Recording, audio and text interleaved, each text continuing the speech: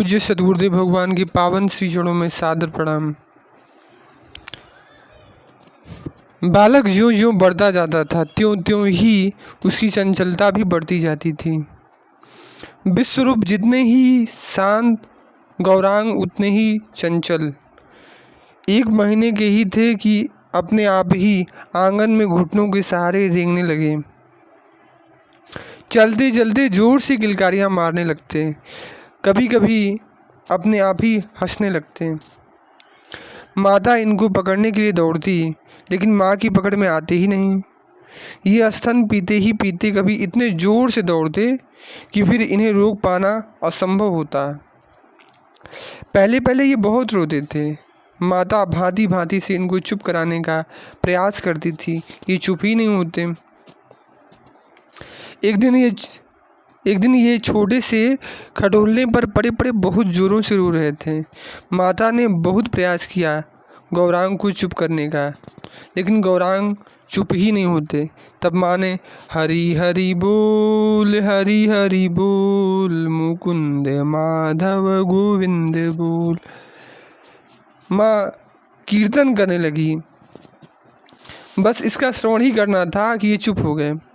माता को भी बड़ा आनंद आया, मानो उनको एक मंत्र मिल गया गौरांग को चुप कराने का। जब भी गौरांग रोते तो माँ बोलती हरि हरि बोल हरि बोल मुकुंद माधव गोविंद बोल। और इसको सुनते ही गौरांग चुप हो जाते। इनके मोहल्ले की स्त्रियां इन्हें बहुत प्रेम करती थी, इसलिए घर के सारे काम धाम को छोड़कर भी माँ सची के घर आ जाती थी। सची देवी का स्वभाव भी बड़ा ही मधुर था। उनके घर जो भी आती उसका खूब प्रेम पूर्वक सम्मान करती और घर का काम काज छोड़कर उनसे बातें करने लगती। इसलिए सभी भोली भाली स्त्रियां अपना अधिकांश समय सची देवी के यहाँ बिताती थी। वे सभी मिलकर गौरांग को खिलाती थी। बच्चे की जिसमें प्रसन्नता हो, खिलाने वाले उसी काम को बार बार करते हैं।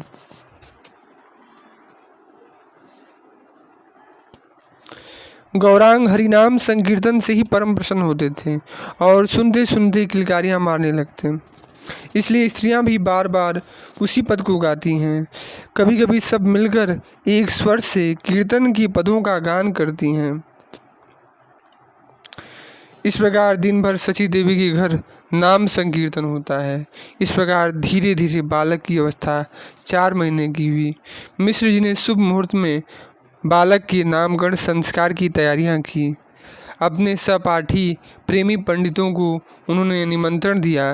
ब्राह्मणों ने विधि विधान के साथ वेद पाठ किया, हवन किया। पंडित नीलांबर चक्रवर्ती ने जन्म नक्षत्र के अनुसार बालक का नाम विश्वंभर रखा, किंतु जन्म की राशि के नाम प्रायः बहुत कम प्रचलित होते हैं। बच्चे का नाम तो माता पिता अपनी राजी से ही रख लेते हैं, यह सब जगह की रिवाज है। बच्चे का आधा नाम लेने में ही आनंद आता है, इसलिए बच्चे का कैसा भी नाम क्यों न हो, उसे तोड़ मरोड़ कर आधा बना ही लेंगे।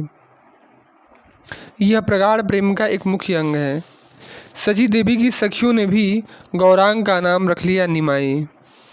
निमाई नाम के संबंध में लोगों की अलग अलग मत हैं।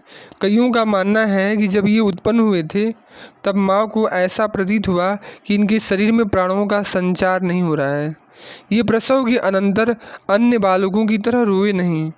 जब इनके कान में हरि मंत्र बोला गया तब ये रोने लगे। इसलिए माता ने कहा यह यमराज के यहाँ नीम की तरह कड़वा साबित हो, इसलिए माँ ने इनका नाम रख दिया निमाई। बहुतों का मानना है कि इनका प्रसव गृह एक नीम के वृक्ष के नीचे था, इसलिए इनका नाम निमाई रखा गया। बहुतों के विचार में यह नाम हिंता का घोतक इसलिए रखा गया कि बच्चे की दीर्घायु हो। लोग में ऐसा प्रचार है कि जिस माता की संतानें जीवित नहीं रहती वह अपनी संतान का इसी प्रकार हीन नाम रखती है। कुछ भी हो, हमारा मानना यह है कि यह नाम किसी अर्थ को लेकर नहीं रखा गया। प्यार में ऐसे ही नाम रखे जाते हैं। जैसे नित्यानंद का निताई, जगन्नाथ का जगाई इत्यादि। कुछ भी क्यों न हो, संपूर्ण नवद्वीप में गौरांग का यही नाम प्रचलित हुआ। पंडित होने पर भी सब लोग इन्हें निमाई पंडित ही कहते थे। नामकरण संस्कार के अनंतर पिता ने इनके स्वभाव की परीक्षा करनी चाहिए। उन्होंने इनके सामने रुपए, पैसे, अन्न, वस्त्र, द्रव्य, शस्त्र तथा पुस्तकें रख दी और बड़े प्रेम से बोले, बेटा, इनमें किसी चीज़ को उठा लो। प्रायः बालक चमकीली चीज़ों को सबसे पहले पसंद करते हैं, किंतु यह स्वभाव तो सर्वसाधारण सांसारिक बालकों का होता है। ये तो अलौकिक ही थे, ये साक्षात श्री कृष्ण ही थे। झट इन्होंने सबसे पहले श्रीमद् भागवत महापुराण की पुस्तक पर हाथ रख दिया। सभी को बड़ा आनंद आया। सबने एक स्वर से कहा, निमाई बड़ा भारी पंडित होगा।